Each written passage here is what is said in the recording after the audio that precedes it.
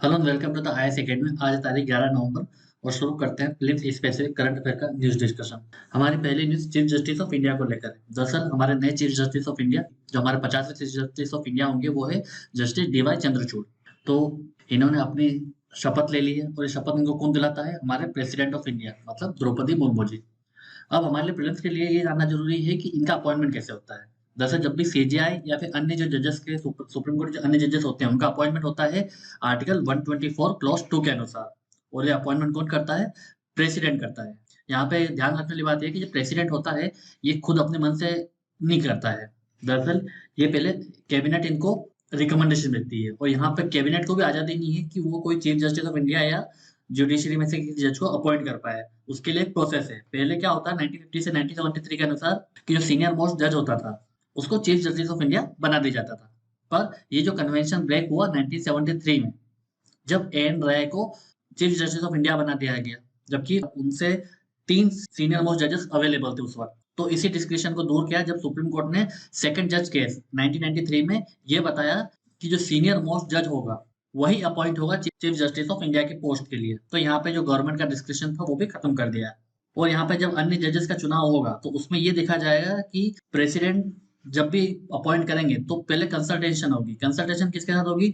Chief justice of India और अन्य 4 senior most जजेस ऑफ सुप्रीम कोर्ट। और जब हाई कोर्ट के केस में होंगे तो हाई कोर्ट के जजेस भी उस कॉलेजियम में होंगे। तो ये पूरी प्रोसेस है हमारे चीफ जस्टिस ऑफ इंडिया और अन्य जजेस के अपॉइंटमेंट को लेकर। इसे लेकर यूपीएससी डायरेक्ट क्वेश्चन पूछ सकती है।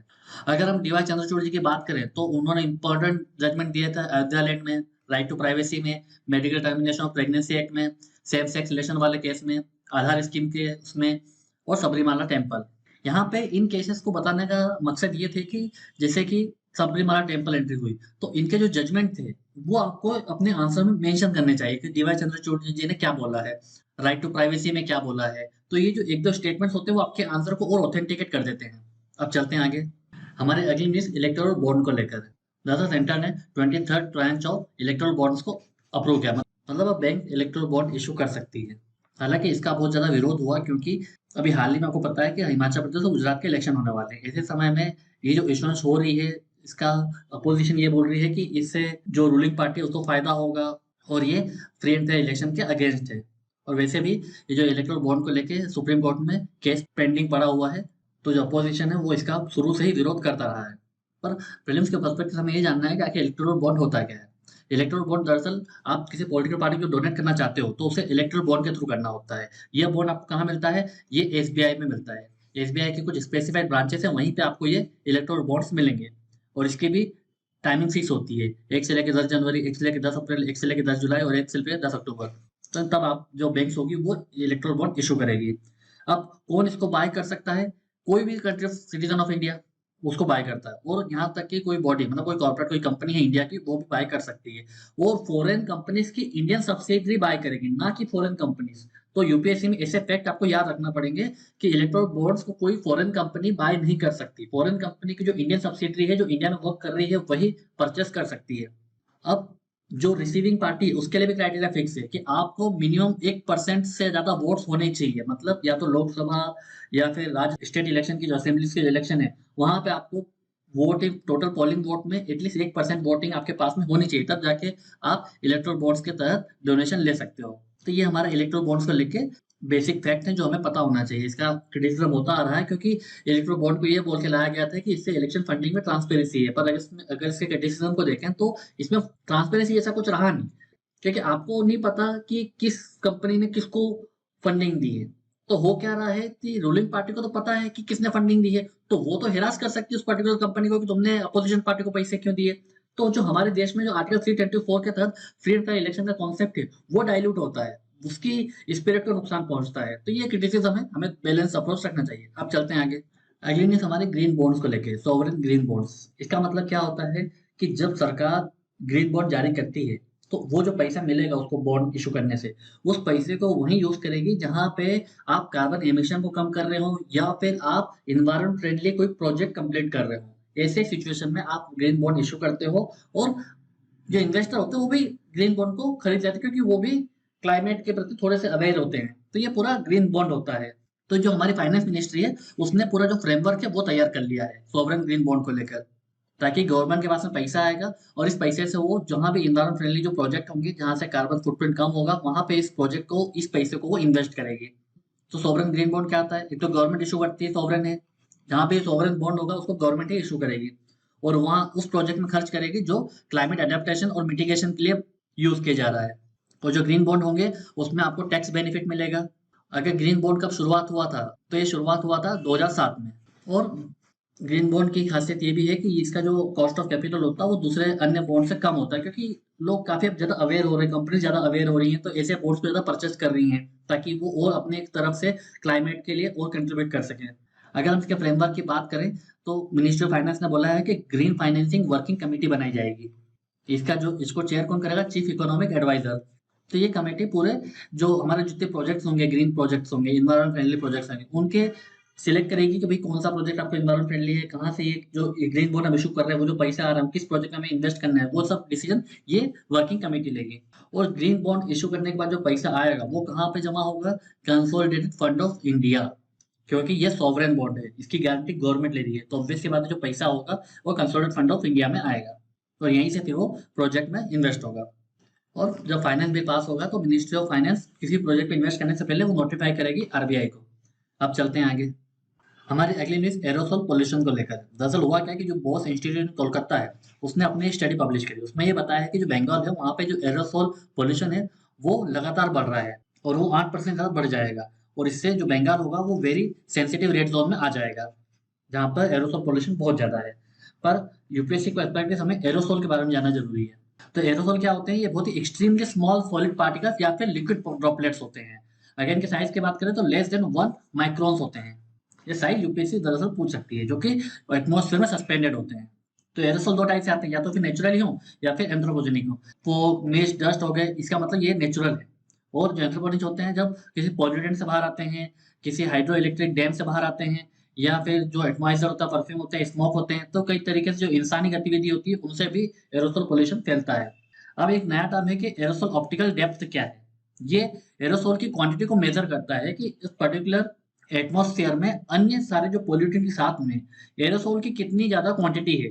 और ये पीएम 2.5 का प्रॉक्सी के रूप में काम करता है। तो इससे हमें पता चलता था कि उससे पीएम 2.5 का पोल्यूटेंट कितना है, क्योंकि अगर ज्यादा हाई एरोसोल अमाउंट होगा तो इसका मतलब क्या होगा कि उसमें पीएम 2.5 PM10 की पोल्यूटेंट ज्यादा है और उसमें कुछ सीस और डस्ट, ब्लैक ऑर्गेनिक आउटपुट भी हो सकते हैं। और ये लोगों की हेल्थ को बहुत ज्यादा बुरी तरीके से इम्पैक्ट करता है जब ज्यादा एरोसोल पोल्यूशन फैलता है। तो एरोसोल के बारे में हमें ये बेसिक फैक्ट पता होना चाहिए। अब चलते हैं आगे। हमारे एटलेटिक्स मिशन प्रारंभ को लेकर दरअसल ये बहुत बड़ा सिग्निफिकेंट डेवलपमेंट होने जा रहा है हमारे स्पेस इंडस्ट्री में। दरअसल हमारे देश में प्राइवेटली बिल्ड विक्रम एस ये लॉन्च व्हीकल है।